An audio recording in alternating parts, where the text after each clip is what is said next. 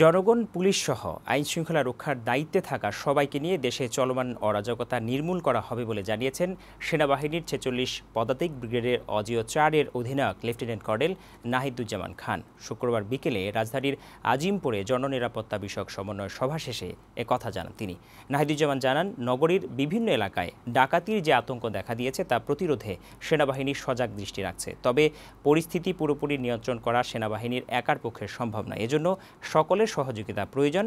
সেনাবাহিনীর সহযোগিতায় লালবাগ, চকবাজার ও কামরাঙ্গীরচর থানার কার্যক্রম শুরু হয়েছে। সভায় ৩ থানায় নিয়োজিত ডিসি, এডিসি, ওসি ও স্থানীয় বাসিন্দারা উপস্থিত ছিলেন। সেনাবাহিনী যেখানে মোতায়েন থাকবে সেখানে ডাকাত থাকতে পারে না। তো আমাদের অন্যতম উদ্দেশ্য হচ্ছে মানুষের জীবনে আস্থা ফিরিয়ে আনা।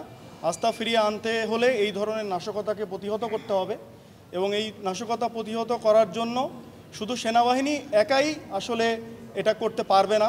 আমরা যদি সমন্বিতভাবে কাজ করতে পারি তাহলে সিনার্জি অর্জন করতে পারবো এবং এই সিনার্জির মাধ্যমে আমরা এই ধরনের নাশকতাকে প্রতিহত করতে পারবো।